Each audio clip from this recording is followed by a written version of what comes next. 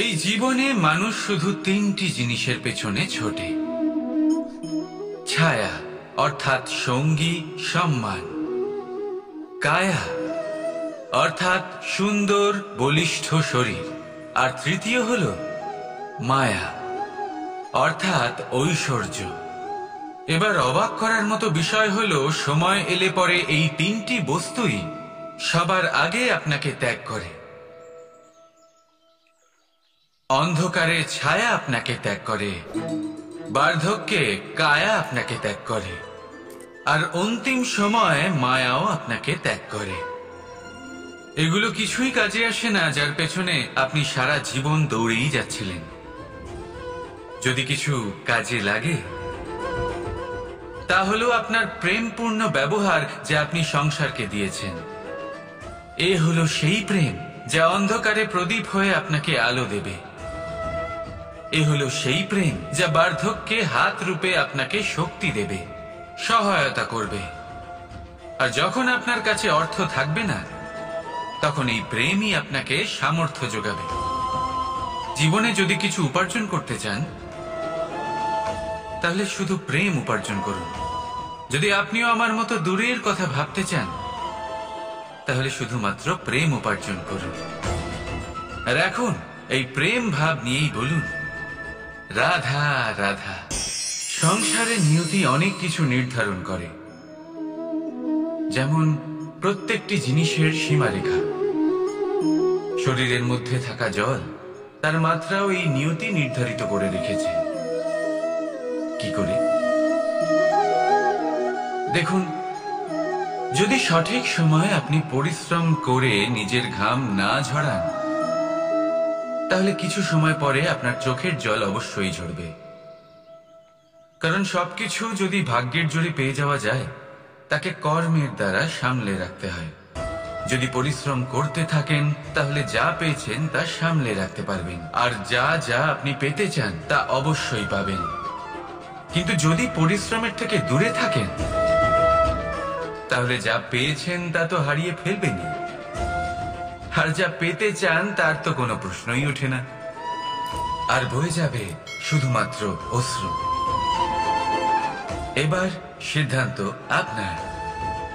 কি ঝরাতে চাইবেন আপনি? ঘাম নাকি অশ্রু? রাধা রাধা। অর্ধাঙ্গিনী। আপনার জীবনে অর্ধাঙ্গিনীর ভূমিকা কি হতে পারে?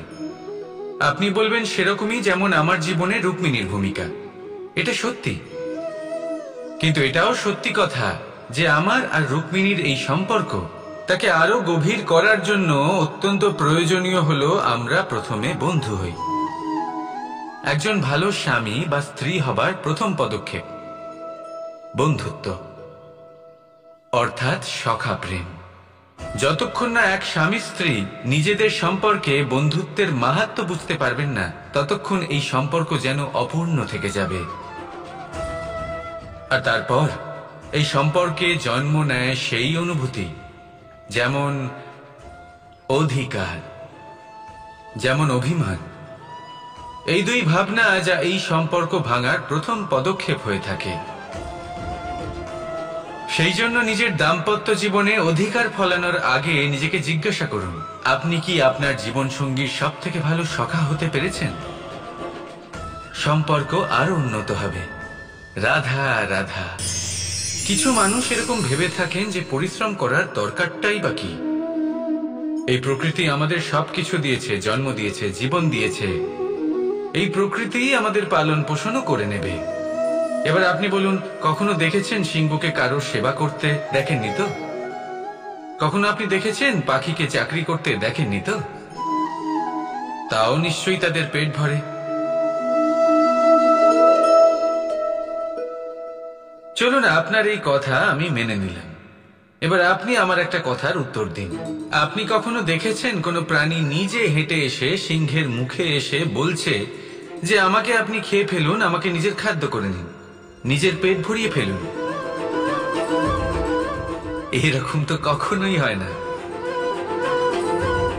সিংহ নিজের খাবার বনেই পেয়ে যায়, কিন্তু শিকার তাকে নিজেকেই করতে হয়। যদি এটা না করে তাহলে সে অনাহারে মরে যাবে। যদি কথা বলা হয় পাখির, তাহলে বলি প্রকৃতি ওকে খাবার নিশ্চয়ই দিয়েছে, কিন্তু সেই খাবার খুঁজে নিতে হয় তাকে নিজেকে বাঁচিয়ে রাখার জন্য বাসা বানাতে হয় তাকে, যার জন্য অত্যন্ত পরিশ্রম করতে হয়। এই পরিশ্রম থেকে বিমুখ হবেন না, কারণ এই পরিশ্রমই অনেক দূর পর্যন্ত আপনার ভাগ্য বানাতে পারে। জীবনের সামনে এগোনোর জন্য আপনাকে পরিশ্রম করতেই হবে। তাহলে আসুন আমার সাথে ভালোবেসে বলুন, রাধা রাধা। সমগ্র ব্রহ্মাণ্ডে সব থেকে কঠিন যাত্রা প্রেমেরই হয়, আর হবে নাই বা কেন? যা সমগ্র সংসারে শক্তি রূপে বয়ে চলেছে, সেই পথে যাত্রা সহজ কিভাবে হতে পারে? এবার এই যাত্রা শুধুমাত্র নায়ক বা নায়িকার মধ্যেই হয় না।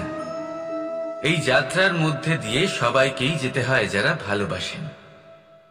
সেই মানুষকে ধাক্কা খেতে হয়, বাধা বিপত্তির সম্মুখীন হতে হয়, কাঁটা সহ্য করতে হয়, আর এটাই হয়ে থাকে।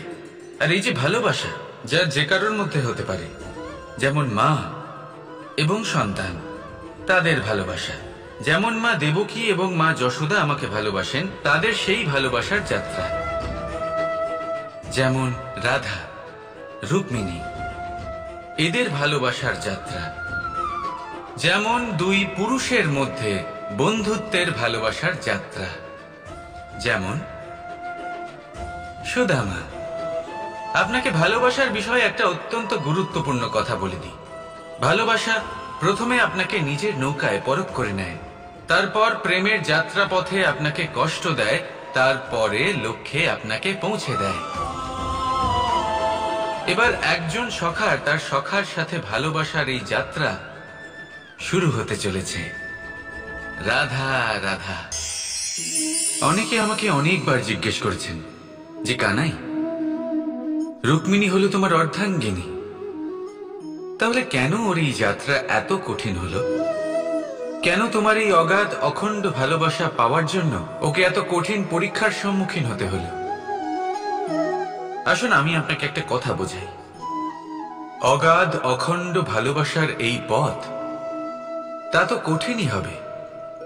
এবার এরকমই এক যাত্রা করতে হয়েছে রুক্মিণীকে, পরিশুদ্ধ ভালোবাসা বুঝতে পারার যাত্রা। এমন ভালোবাসা যা কিনা ক্রোধ, ভয়, মোহ, অধিকার, অহংকার, হিংসা, এই সমস্ত বিকারের ঊর্ধ্বে। এবার এই যাত্রায় ওকে সাহায্য করবে রাধা। আর শুধু তাই নয়, আমি আপনাকে বলি, সংসারের প্রত্যেক নারী এই যাত্রা করে থাকেন। এবার যে নারী এই যাত্রার শেষ পর্যন্ত পৌঁছতে পারেন, তিনি এক উচ্চ স্তরে পৌঁছে যেতে পারেন, যেখানে তাকে বলা হয় অর্ধাঙ্গিনী। রাধা রাধা।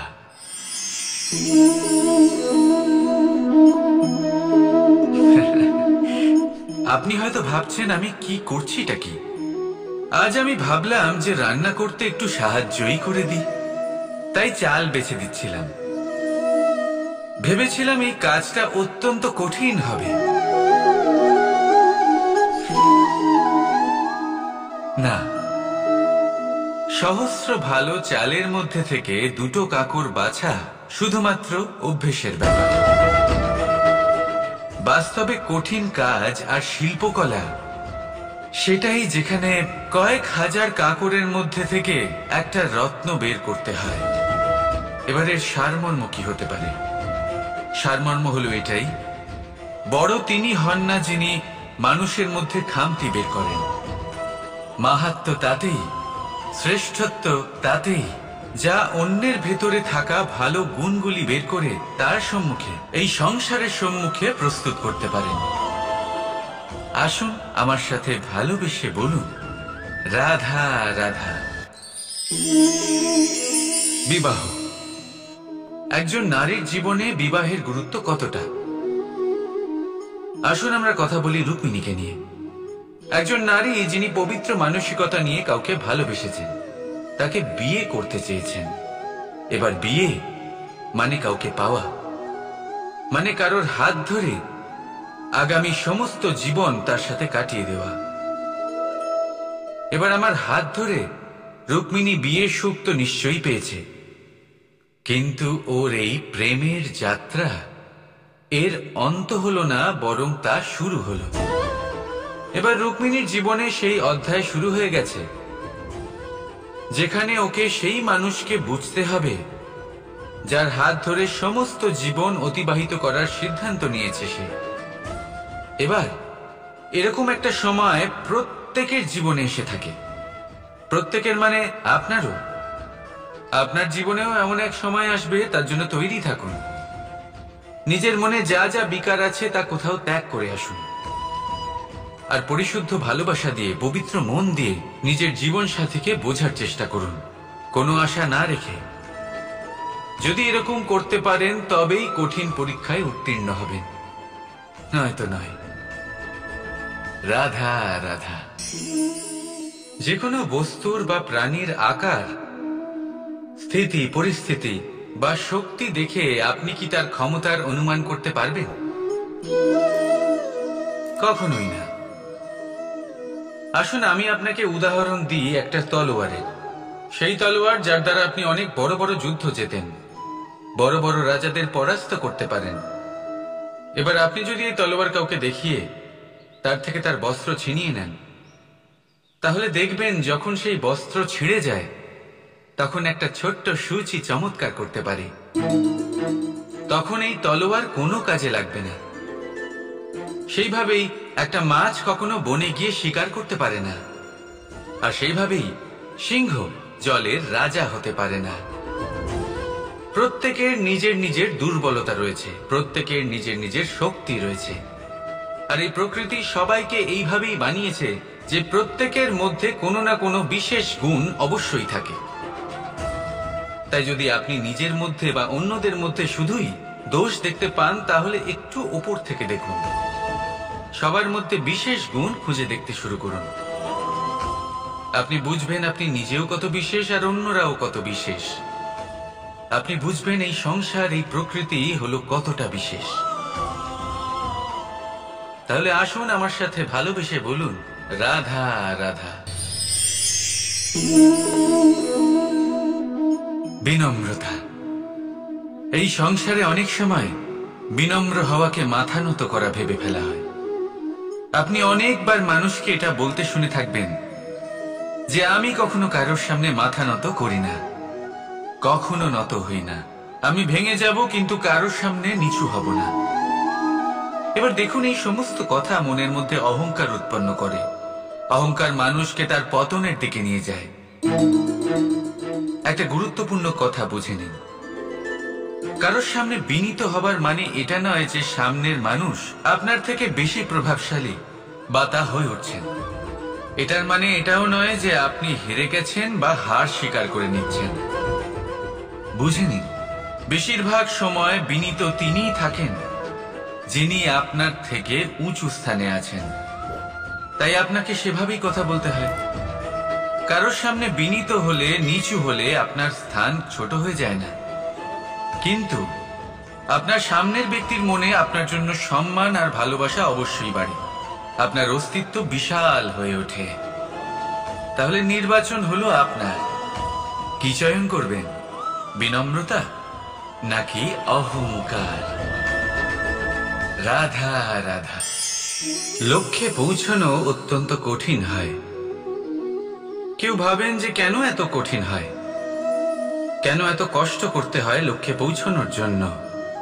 এই লক্ষ্য সরলভাবে কেন আমার কাছে চলে আসে না? চলুন আপনাকে একটা কথা বলি, যদি আপনার লক্ষ্য কঠিন না হয় তাহলে তাকে পাওয়া আপনার পক্ষে অসম্ভব হয়ে উঠবে।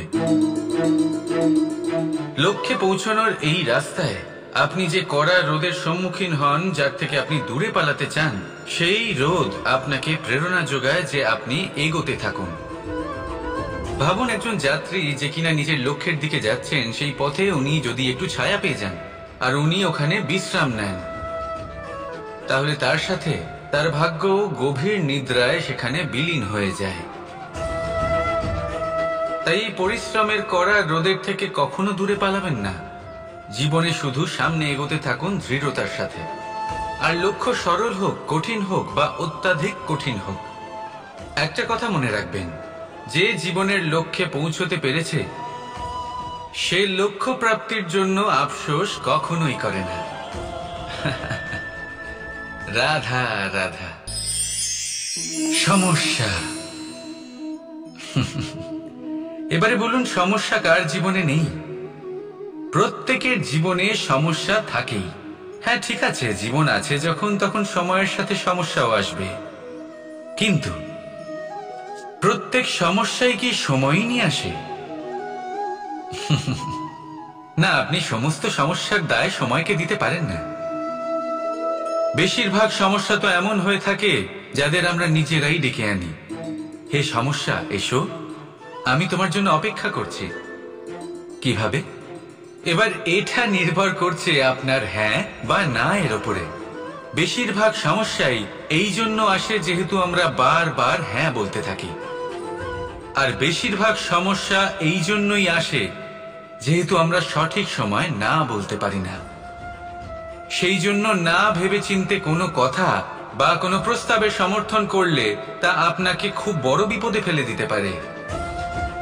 সেইখানেই কখনো না না বলতে পারা তা আপনাকে তার থেকেও বড় বিপদে ফেলে দিতে পারে। তাই মনে রাখবেন, এই অত্যন্ত জরুরি শিক্ষা। সব সময় খুব ভেবে চিন্তেই হ্যাঁ বলবেন আর দৃঢ়তার সাথে না বলবেন। আর বিশ্বাস করুন, আপনার জীবন অত্যন্ত সুখময় হয়ে যাবে। তাহলে আসুন আমার সাথে ভালোবেসে বলুন, রাধা রাধা। জলরাশির সাথে আমার প্রেম চিরন্তনের, তা সে মথুরার যমুনা নদীই হোক বা দ্বারকার সমুদ্রই হোক। সমুদ্রের ধারে চলতে চলতে যখন সেই কোমল ঢেউ পা ছুঁয়ে যায়, আহ, ক্লান্তি যেন দূর হয়ে যায়। আমাদের মধ্যে একটা শক্তির জন্ম দেয়, মনকে উৎফুল্ল করে তোলে। সেই ঢেউয়ের বিষয় কি আপনারা কখনো ভেবেছেন? এই ঢেউই যখন তটে আসে, ছোট পাথরের সাথে ধাক্কা খেয়ে বিক্ষিপ্ত হয়ে যায়। আর এমন এক সময়ও আসে যখন এই ঢেউই এত ভয়ঙ্কর হয়ে ওঠে যে সবকিছু ধ্বংস করে দেয়, সবকিছু নষ্ট করে দেয়। এর একটা সারমর্ম রয়েছে, একটা অত্যন্ত গুরুত্বপূর্ণ শিক্ষা রয়েছে, যে কখনো কাউকে দুর্বল মনে করবেন না, কখনো না। কারণ এই দুর্বলতা যখন তার প্রকৃত শক্তির রূপ দেখায়, প্রবল বিনাশ সৃষ্টি করে। তাই কারোর বিনম্রতার, কারোর কোমলতার সর্বদা সম্মান করতে শিখুন। রাধা রাধা। এই পুষ্প দেখতে পাচ্ছেন আপনি? কি সুন্দর এই পুষ্প। সবাই চায় এরকম কোনো এক পুষ্প সে নিজের করে নেবে, নিজের কাছে রাখবে। এবার ভাবুন, এই পুষ্প যে সম্মান পায় তা কিসের জন্য পায়? শুধু কি তাকে সুন্দর দেখতে বলে? আসুন আপনাকে একটা কথা বোঝাই। এই ফুল যখন গাছে থাকে তখন এই রূপ আমাদের আকর্ষণ করে। এই ফুল দিয়ে যদি আপনি মালা বানান, কোনো মূর্তিতে দেন, তাহলে তা সম্মানের নিদর্শন হয়। এবার এই ফুলই যদি আপনি বিছানাতে ছড়িয়ে দেন, তাহলে সেই দৃশ্য দেখে সেই সুবাসে আপনার মন পুলকিত হয়ে ওঠে। কিন্তু ভাবুন, এই পুষ্পই যদি আপনি চিতায় সাজান, তাহলে এই পুষ্পকে আর কেউ সম্মান করে না। একই রকম কথা, সেই একই পুষ্প এক পরিস্থিতিতে সম্মান পাচ্ছে, এক পরিস্থিতিতে নয়। কেন? কারণ এতেই লুকিয়ে রয়েছে একটা গুরুত্বপূর্ণ শিক্ষা। এর সারমর্ম হলো এটাই, যে এই সম্মান ব্যক্তি বা বস্তুকে করা হয় না, সম্মান করা হয় সময় এবং পরিস্থিতিকে। এবার এই যে সময়, তা কখনোই আমাদের বশে থাকে না, আমাদের বশে থাকে পরিস্থিতি। আমাদের পরিস্থিতি কেমন হবে তার সিদ্ধান্ত স্বয়ং আমরাই নিই, আর যেরকম আমাদের পরিস্থিতি হবে সেরকমই আমাদের সম্মান করা হবে। তাহলে আসুন আমার সাথে ভালোবেসে বলুন, রাধা রাধা। সাফল্য, সাফল্য এই পৃথিবীতে কে না পেতে চান? প্রত্যেক মানুষ চান যেন সাফল্য নিজে এসে তার কাছে ধরা দেয়। এবার সাফল্য তাদের কাছে এসে ধরা দেয় যারা নিজের পা ধরাতলে রেখে চলেন, যারা স্বপ্নের জগতে বিচরণ না করে বাস্তবের মাটিতে পা রেখে চলেন এবং তাও দৃঢ়তার সাথে। সাফল্য তারা পান না যারা বাড়িতে বসে বসে শুধু স্বপ্ন দেখেন। সাফল্য নিজে থেকে তাদের কাছেই আসে যারা নিরন্তর চেষ্টা করেন, যারা পরিশ্রম করেন আর নিজের এই জীবনকে অন্যের কাছে সফল করে দেখান। তাহলে সিদ্ধান্ত হলো আপনার। সফল সবাই হতে চান, স্বপ্ন সবাই সার্থক করতে চান। স্বপ্ন তখনই সার্থক হয় যখন পরিশ্রম করবেন, আর সাফল্য তখনই আপনার সাথে থাকবে যতক্ষণ আপনি বিনম্র থাকবেন। তাহলে আসুন আমার সাথে ভালোবেসে বলুন, রাধা রাধা। আপনি কখনো কোনো ঝর্ণার ধারে বসে থাকুন আর সেই ধ্বনি শুনতে থাকুন। আহা, সেই ধ্বনি মনকে শান্ত করে দেয়, আমাদের মধ্যে এক আনন্দের সঞ্চার করে। একেই আমি বলি নৈসর্গিক সঙ্গীত। কখনো ভেবে দেখেছেন এই সঙ্গীত উৎপন্ন করার জন্য জলকে কত পরিশ্রম করতে হয়, কি না করতে হয়? ভেবে দেখুন সেই জল কোথা কোথা থেকে পড়েছে, কত কত পাথরের সাথে ধাক্কা খেয়েছে, কত তীক্ষ্ণ পাথরের সাথে সম্মুখীন হয়েছে, তাকে কিভাবে পার করেছে, নিজের শরীরের সাথে লেগে থাকা সেই পাথরের সাথে কিভাবে সংঘর্ষ করেছে, কিভাবে সামনে এগিয়েছে। ভাবুন, এই সব কিছু হওয়ার পরেই সেই সঙ্গীত উৎপন্ন হয়েছে। এই ঝর্ণার এই মধুর সঙ্গীত কখনো আপনার কান পর্যন্ত পৌঁছতই না যদি সেই জলের বিরোধিতা করার জন্য সেই পাথর না থাকত। এর সারমর্ম কি হতে পারে? সারমর্ম হলো একটাই, এই সব বাধার সম্মুখীন হন, এদের থেকে দূরে পালাবেন না, কারণ এই বাধা হলো নৈসর্গিক। সবার জীবনে এই বাধা রয়েছে, তার সম্মুখীন হন, জীবনের সামনে এগোন। আর আপনিও নিজের ভেতর থেকে সৃষ্টি করুন এই নৈসর্গিক সঙ্গীত, আর এই সংসারে ছড়িয়ে দিন শান্তি আর প্রসন্নতা। রাধা রাধা। আপনি কখনো ময়ূরকে নৃত্য করতে দেখেছেন? কথায় আছে যে যখন ময়ূর নৃত্য করে তখন তার চোখ থেকে অশ্রু ঝরে পড়ে। সেখানেই অন্যদিকে আছে হাঁস। কথায় আছে যে এরা নাকি মৃত্যুর সময়ও কলরব করে, অর্থাৎ গান গায়। হয়তো সেই জন্যই মুক্তোর দানা হাঁস খুঁজে পায়, ময়ূর পায় না।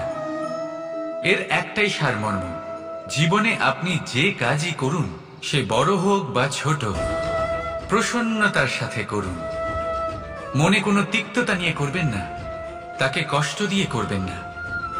যদি এই বিষয়ে আপনাকে কোনো উদাহরণ দিই, তাহলে বলি একজন চিত্রকারকে দেখুন। চিত্রকার নিজের ছবি যে রং দিয়ে ভরিয়ে তোলেন, সেই রঙই প্রতিচ্ছবি হয়ে তার শিল্পকে রঙিন করে তোলে। তাই মনে রাখবেন, প্রসন্নতার সাথে যে কাজই করবেন তা অত্যন্ত ভালো হবে।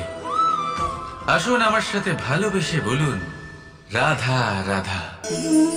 অনেক সময় মানুষ এই কথায় দুঃখ পান যে কেন বারবার তার ক্ষমতার ওপরে সন্দেহ প্রকাশ করা হয়, কেন বারবার তাকে পরীক্ষা দিতে হয়। কেন জিজ্ঞেস করে, এটাই কি আমার ভাগ্য যে একাধিকবার আমার ক্ষমতা আমাকে প্রমাণ করতে হবে? মানুষ মনে করে এ হলো দুর্ভাগ্য। আমি মনে করি এ হলো সৌভাগ্য। কিভাবে? সন্দেহ কার উপরে করা হয়? সোনার বিশুদ্ধতাকে নিয়ে, লোহাকে নিয়ে নয়। বিশুদ্ধতার নিরিখে বারবার তাকে পরীক্ষা করা হয়, তামাকে করা হয় না। রত্নকারের আঘাত হীরেকে সহ্য করতে হয়, কোনো কাঁকড়কে নয়। সেই জন্য নিজের ভাবনাকে ধন্যাত্মক করে তুলুন। জীবনে যত পরীক্ষায় আসুক না কেন, হাসি মুখে তার সম্মুখীন হন, তাতে উতলা হবেন না। আর তারপর দেখবেন আপনার অন্তরের এই রত্ন আপনার জীবনকে উজ্জ্বল করে তুলবে। তাহলে আসুন আমার সাথে ভালোবেসে বলুন, রাধা রাধা। সকলে বলেন এবং আমিও বলি যে মানুষ যেমন সঙ্গে মেলামেশা করেন সেরকমই তার স্বভাব হয়ে যায়।